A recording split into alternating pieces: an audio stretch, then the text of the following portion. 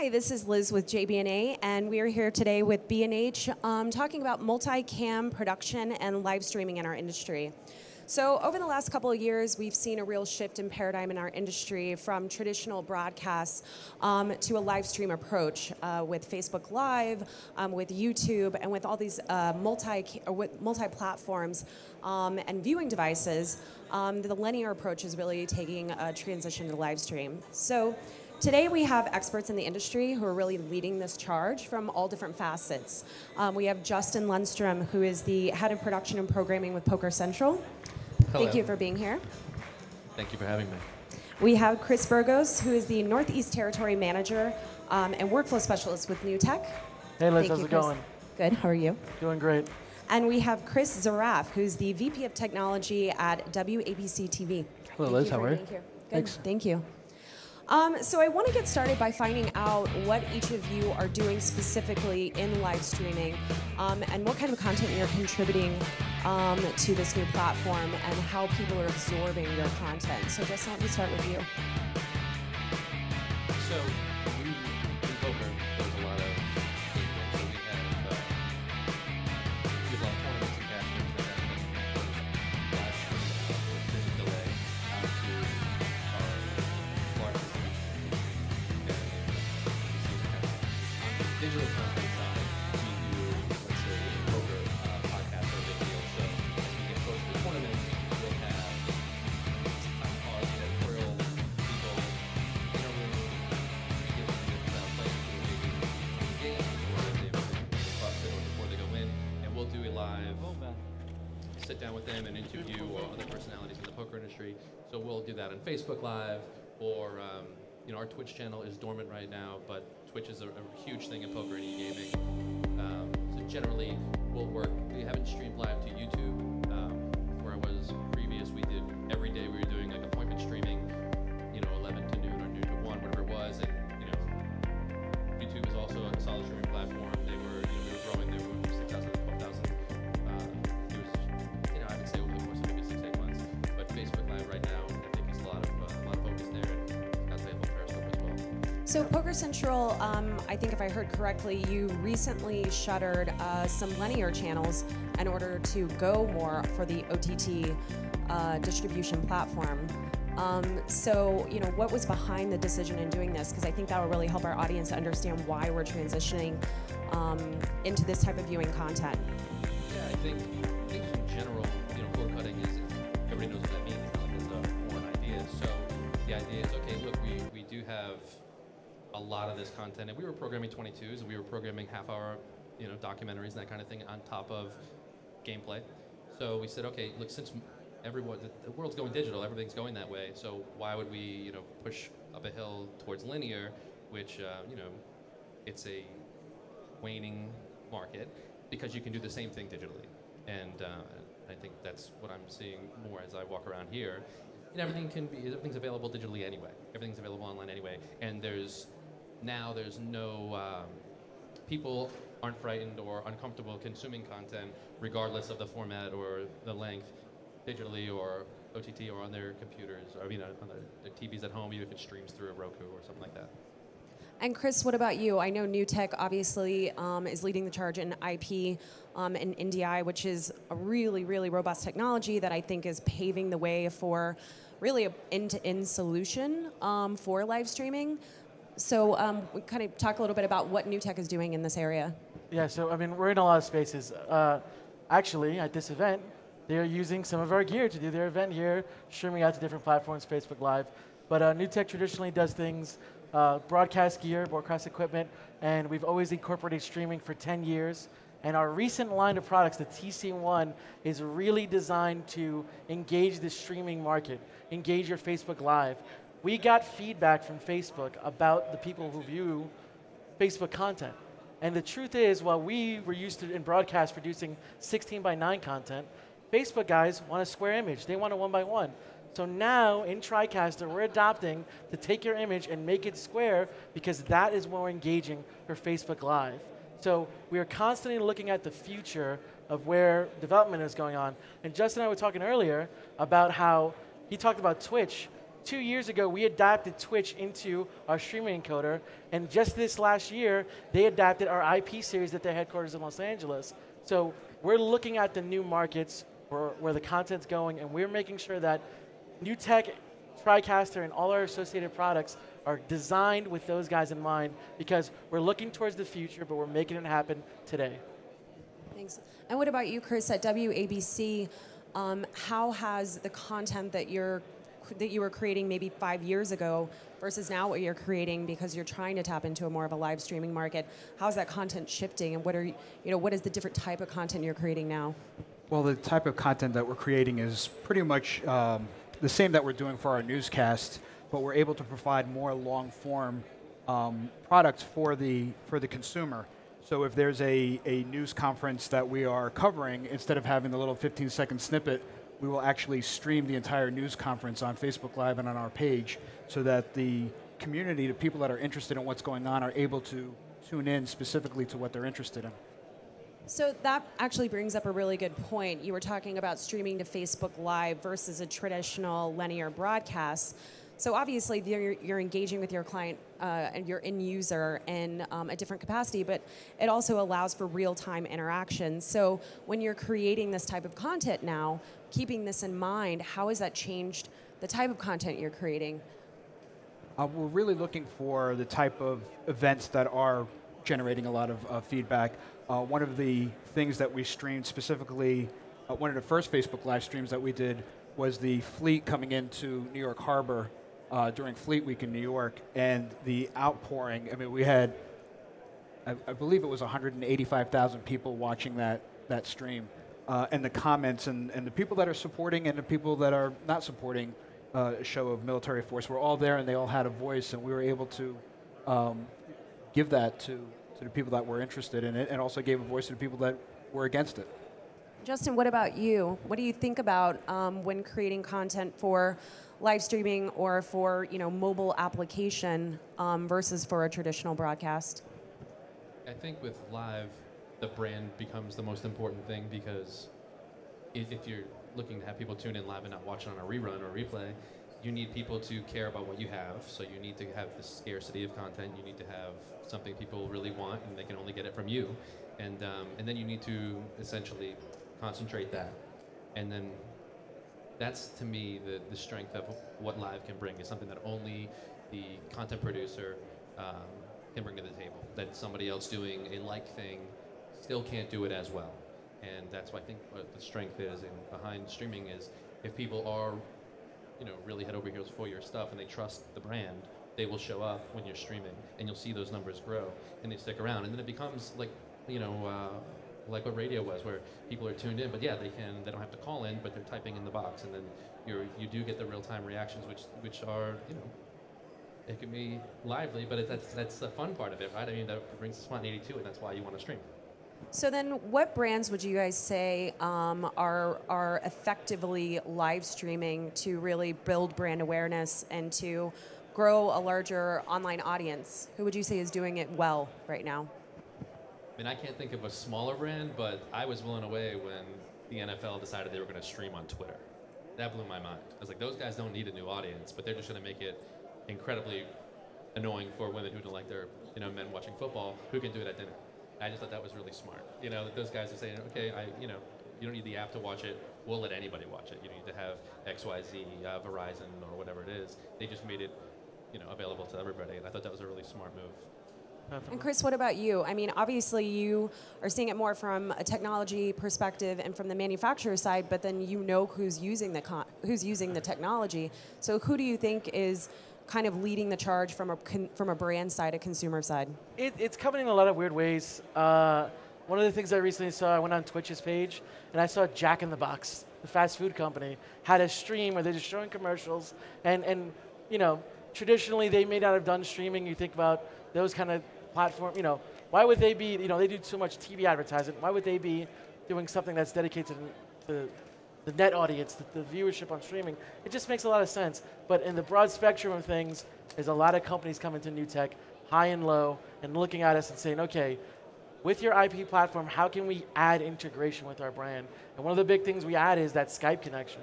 I mean, Justin was talking about like getting the live feedback, whether that's a chat window, whether that's Twitter interactions. That's where you really leverage your streaming. And so, whether it's a brand like Spotify or something like that, there's a lot of guys working with us to try and not only make a piece of content for a stream, but also make it that supreme high-level production quality and integrate aspects of social media live, because that's what that viewership looks for. They look for that interaction.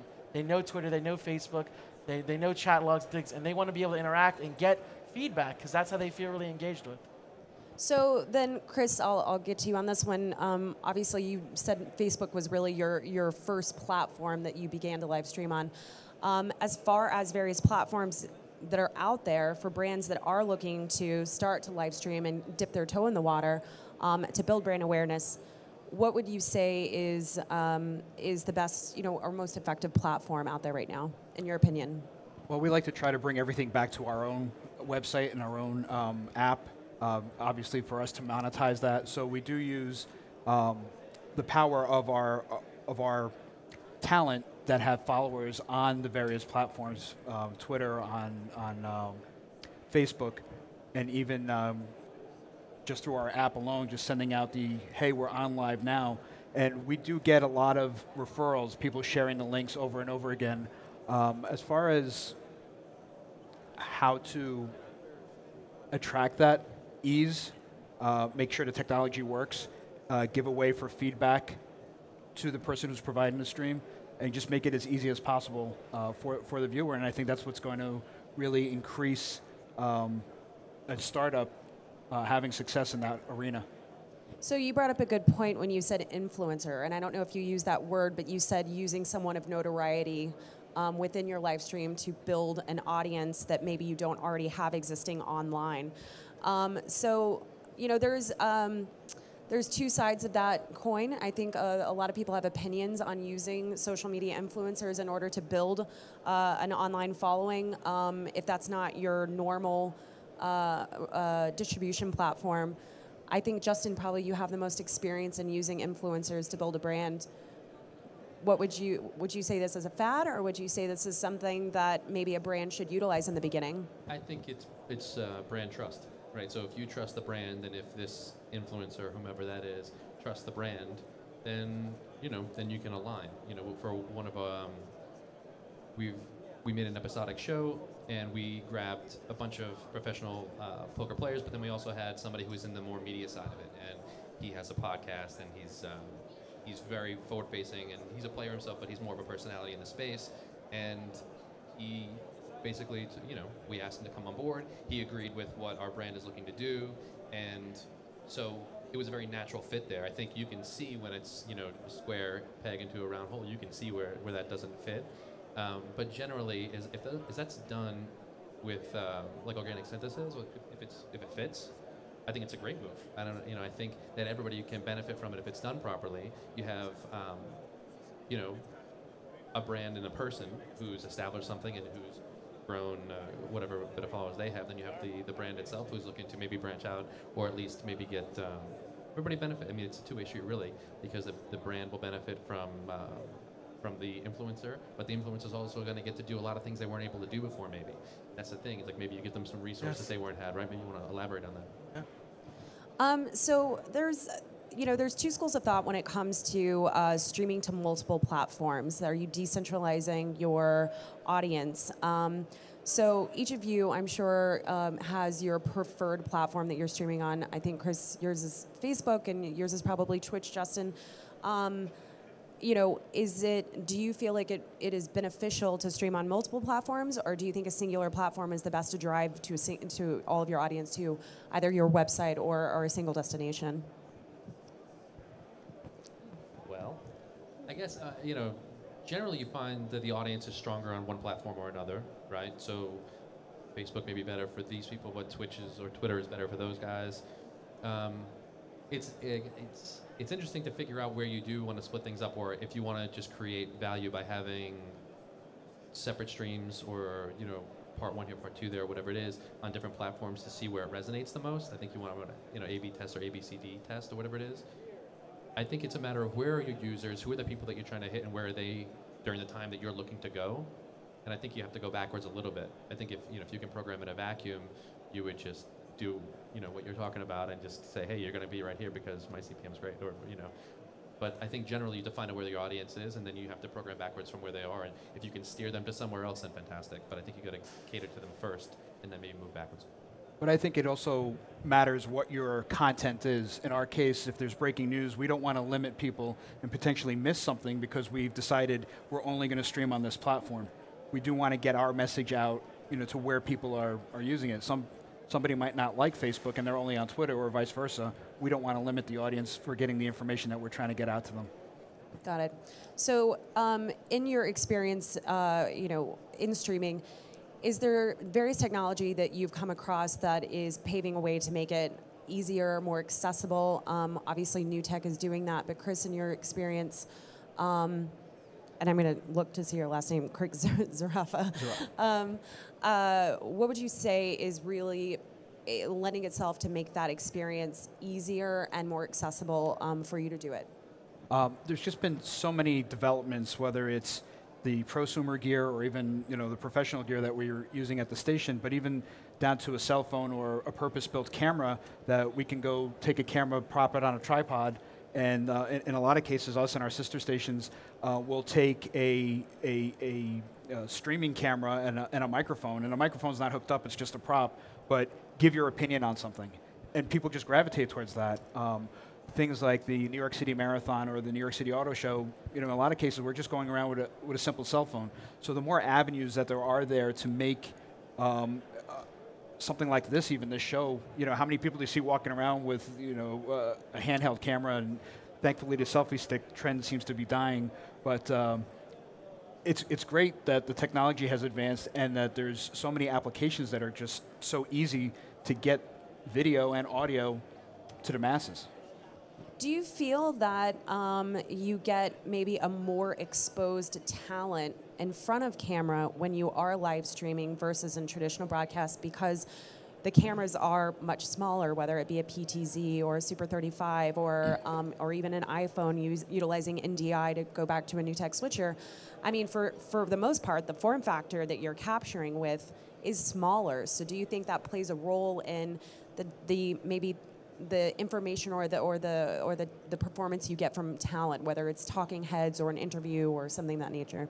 I think in a lot of cases, you're able, through the technology, through many different transport, bonded cellular transport, even just using the apps that those carriers and those providers have, sometimes just by happenstance, a reporter might happen to be on a flight that had an issue, or happen to be on a subway platform and the power went out, and suddenly there's a news story happening right then and there.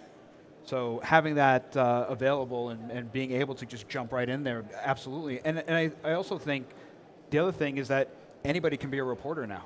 I mean, not to discredit the reporters that are my coworkers, but a lot of times the social content is what we lead with, because our cameras aren't everywhere, but everybody has a camera in their pocket. I'm glad you brought up bonded cellular. That wasn't even on my list of questions, but I think it's really interesting, specifically because of live streaming. So, I don't know how much everyone's utilizing bonded cellular at this very moment, but I know that that's a technology that we're about to see more and more of from manufacturers, and it allows in the field live streaming more. Who do you think is kind of not paving the way, but who do you think is actively doing bonded cellular in a trustworthy manner that you as a broadcast facility or news facility feel comfortable utilizing it? It really comes down to the relationship and to the, at the end of the day, the financials. As far as the big companies that are out there, they all do a great job as far as their technology, the different platforms. Whether you can just slap the bonded cellular device onto the camera and put the battery in between, you're not charging a separate battery for the device. Everything that is leaning towards making the on-air experience very quick, very fast, very easy, press a button, and let the control room back at the station or someplace else worry about how much you can throttle back the bandwidth to, if you're in a place like this that has a lot of degradation of cellular coverage because everybody's using it, you can throttle that back. If you don't have to have the photographer worry about that, if somebody back at a control room can throttle that back, I think those providers have the lead to just take that piece out of the person who's worrying about trying to get the shot. And Chris Burgos, as far as where we're at right now with live streaming technology and live streaming production, where do you see us going, or where do you hope? What adjustments or upgrades would you like to see in the near future? I think we got you tackled something earlier about NDI Cam, which is a piece of software we have now on iOS and Android devices that turns the cell phone into a source, the switcher. That's the beginning of it. And as we expand this, our IP protocol NDI, and make it more available in more ways, we're going to sort of go beyond the needs for these things to go over and actually cross over to have live reporting, where you could have a bunch of people on scene on their cell phone and then somebody in a truck be able to tap in to their feed and be able to say, look, this is happening right there. Because people are, we talked about the hot button topic you brought about the airplane. People were live at the event, and that is why that thing blew up the way it was. You think about 15 years ago that happens, that might have been a footnote at the end of a news broadcast. But because everyone was able to see and experience that, you guys all know what I'm talking about in the audience, right? Okay, so because you're able to see, now you have an opinion. You just formed an opinion about that brand, and you may never fly them again, and probably for good reason, because you saw how they treated the customer. That's that interaction, that's that thing that we can get with live streaming, and what NewTek's doing with NDI is trying to bridge these things. You guys may not know us by firsthand, but we're involved in a lot of pieces, and we're developing technologies and IP so that guys like the streaming platforms can utilize us and make your life as easy as, hey, I can pick this up anywhere. I can pick it up on my iPad, my phone, my laptop, and get the streams across. I realize that we keep talking about NDI and using this acronym, but I don't think we've explained it. So if you could, high-level overview, explain to the audience what NDI is and why this is really, revolutionary for the live streaming industry. The quick overview of NDI is really simple. NDI is NewTek's IP protocol, and it allows you to have a device on the network and send video and your audio and all the pieces of content from that device to any other device in the same network. It's designed for ease of use, and one of the big things we wanted to do with NDI was make sure that anybody could access it.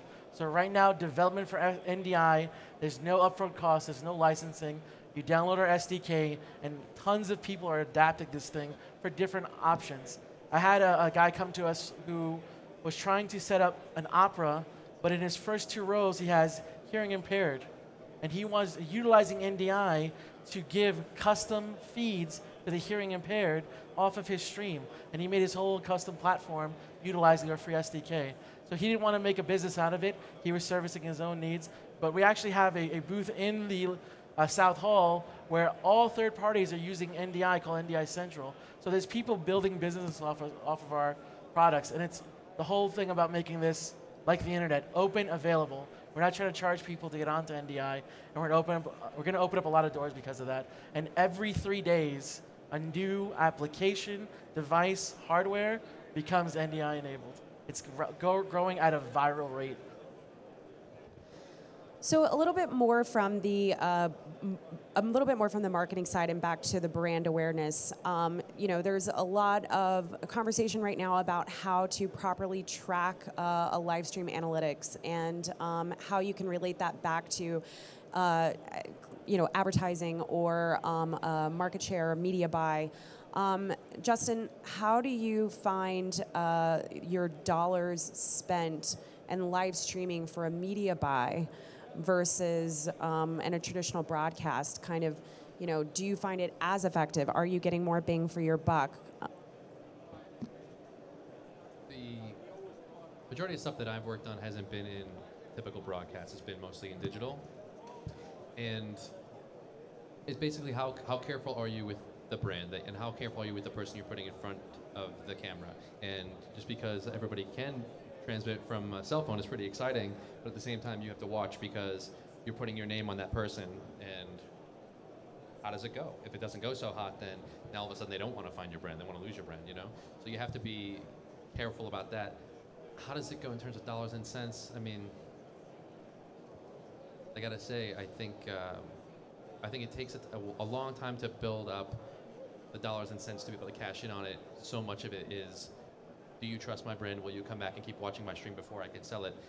He probably has, the broadcast probably has far more to say about that. But the digital side of it, there's so much of it is just, do you trust me enough to come back and watch? Because clearly I don't have a studio at my disposal. Clearly we're using some kind of switcher box, and we're making this thing up as, start here, and then 3 months later, okay, so we think we're all right. It still looks different than it does 7 months in.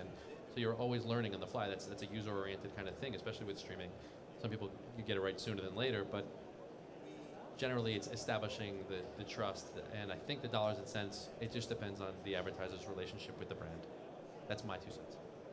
And Chris, what would you say for cutting through the clutter? So obviously ABC already has a pretty large following, but that was on broadcast. So now that you're distributing on digital platforms, how do you cut through all that clutter when we're being inundated with content on a daily basis? I think it comes back to trust. The content that we put out there, we still try to maintain the same quality that we have on the broadcast side, and that's when somebody sees a link that we're live, or is hearing that we're live, or we sent out an alert that we're live, if it's something that is going to be attractive to somebody, what we're offering is typically high quality, even if it is coming from a cell phone.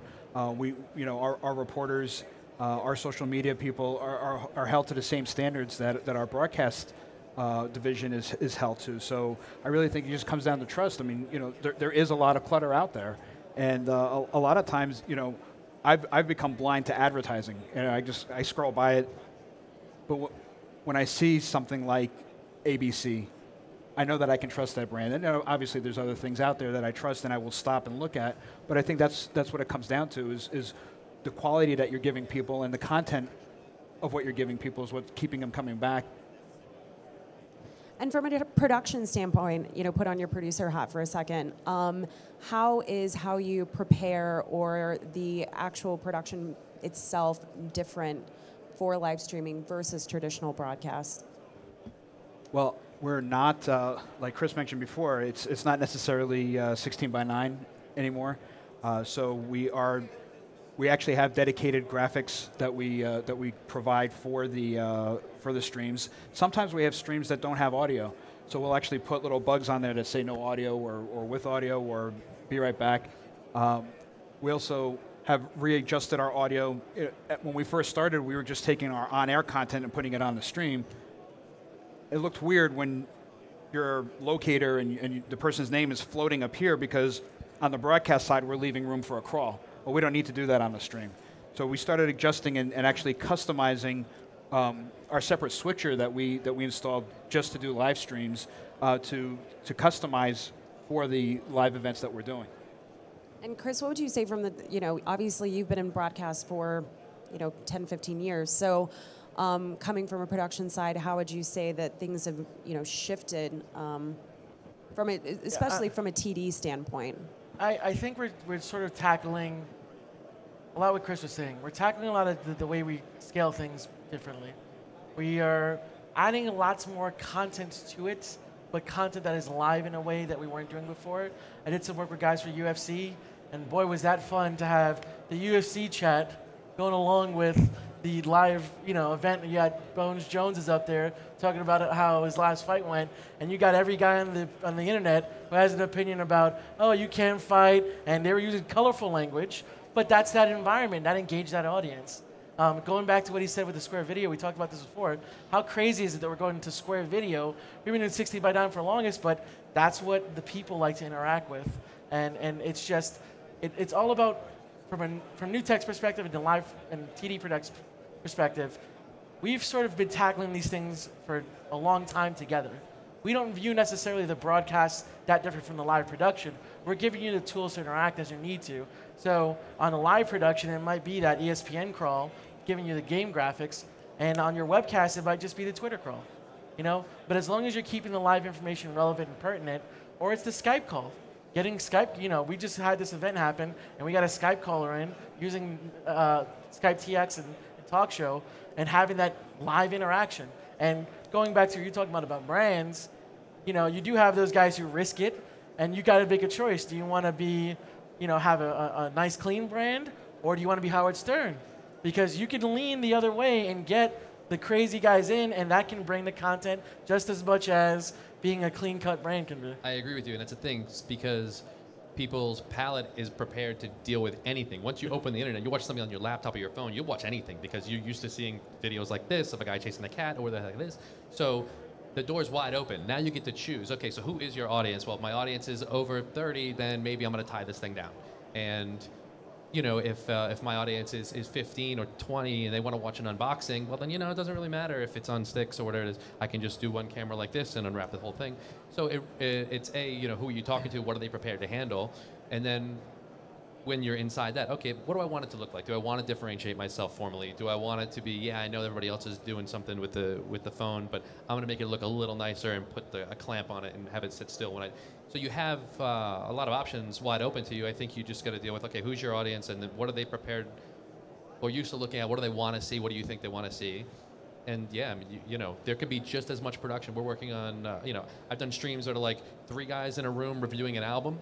And we're working on a stream now where it's going to be 3 or 4 people. We got to have, an in for somebody to call in from the outside. And then, do I have, a chroma behind them to be showing highlights while they're talking? Or do I put that in another in? So, I think it runs a gamut. And it could cause you more trouble because you have so many things at your disposal and your audience is so prepared to watch just about anything you want to give them.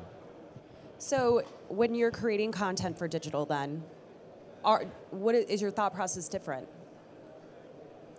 I mean, you're certainly less in a box, even though most people, are still functioning from the box out. You can do almost anything you want. I mean, especially if you're watching, and he and I were talking about this earlier, the internet, it's just a place for young people. It's for everybody, but young people are making so much stuff and just putting it up. It's really nice to hear that companies like NewTek are outfitting not only big broadcast companies, but they're outfitting younger people. And they're saying, okay, we're going to take our tools and conjugate in your vernacular. That's great. So now we'll let you guys make your videos at home, and we'll help you dress them up and look like this. So now you're bringing these people who are the old guard, who are used to something, you're giving them a little bit of maybe formality or something so they can watch it and not feel like they're repelled. But then you're giving the younger guys something formal to work in, so then you're creating maybe a common wide lane in the middle. I think that's what's going to have to happen instead of, because I've been hearing a lot that people are a little scared and the revolution's coming, it's all the young people and we don't know what to do with them. I think that with companies like NewTek, and when you start making these tools available to younger people and showing them how they can do what they want to do, and it doesn't have to be your dad's stream or whatever it is.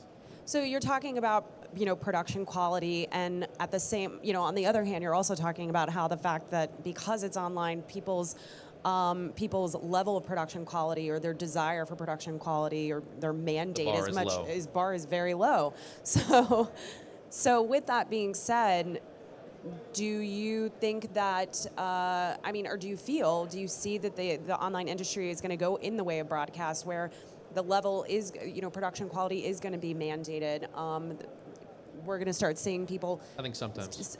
Well, I think once advertising gets tied to that, when the model happens where, at some point when all of us are out of jobs on the linear side and it's all digital, I think people that are, advertisers that are going to put their money on something are going to demand a little bit higher quality, or they're going to go into it knowing that it is what it is. So I think that shift has to happen yet, where what's accepted on broadcast and on traditional cable is different online. There's a reason that broadcast has worked for a long time. It's, it's got it right. It simplifies it. It's getting better every year. It can show you all the information you need and keep it going. I mean, I think that streams will move that way too.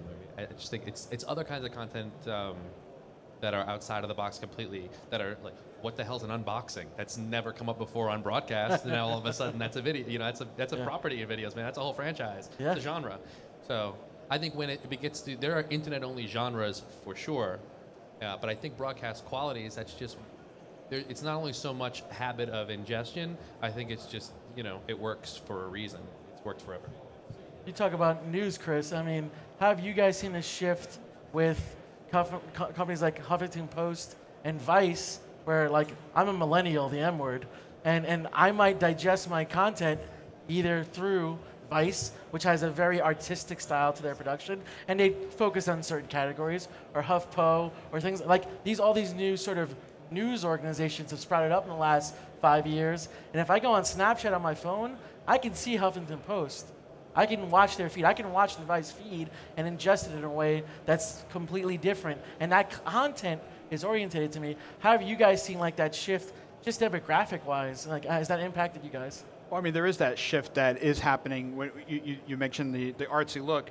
The advantage that they have is that they have time to create that. Yeah. A lot of what we're doing it on a cell phone sometimes to get started. By the time we establish a shot with a more traditional method, we're giving you the here and now, and sometimes it's right now, half an hour ago, or right now, yesterday. Yeah. So yeah, I mean, they're doing a great job, and there is definitely a market for that. But what we're doing right now, and we're looking into some models to create that kind of content because there is that popularity.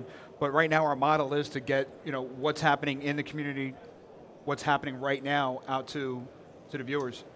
I mean, they're gonna eventually be smart and hire some guy from Vice to take the shot. So you'll be doing the same thing you're doing, except the guy will be framing a lower third or something.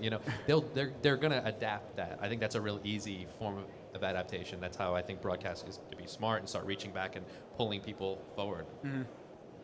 So I want to go around to each of you. We're getting short on time here, but I want to understand, based on you each have very different backgrounds in this industry, and you're all approaching live streaming in different avenues. So for brands that are looking to move into live streaming, whether it be a small production company or a small brand that wants to do an insert studio, or even a new media company that's looking to go strictly from written to making video content, what are your tips and tricks for not only the production side but also the distribution side? I think just going on what we've been talking about is know your audience. I mean, know who your target is and what they're going to accept as far as quality goes, as far as complexity goes. Is it crowdsourced or is it produced? I think once you know what you want or who you want to reach, I think that's going to guide how it's going to happen for people. I don't think that there's a specific formula to say this is what you need to do to follow, because obviously everybody would be broadcasting. All this stuff has evolved from the simplicity and the lowered bar of anybody being able to be online. Chris, what about you? I'm going to take off my new tech hat for a second and just be a guy who consumes content. I'm going to two brands who basically built their own things, which is Justin TV made the Twitch model, and those guys got built out for $1 billion. That was a gamble. They said gaming is a big thing. We're going to make our own website. We're going to dedicate to the gamers. And on the other side of the world, WWE. WWE now has a full digital platform. They stream out all their events. You can watch all their content on demand. Vince McMahon and the guys over at Twitch, these guys make a lot of money, and they built their own. So don't be afraid to say, YouTube's great, I want to build my own, because that's where you become the next guys. YouTube is the king of the hill, or Netflix, depending on what kind of content you're producing. But there is room. Twitch is in that top 5 because they kept tackling that market. WWE, you can watch it on all your devices, and now they're in that top 10 of streaming users because they built their own thing. So that's where I would love to see tons more innovation. Like we used to have TV channels, I'd love to have different avenues to get my streaming content, and everyone's got a different design and spin on it, and that's one of the things I see starting to grow. I love your examples. It's perfect.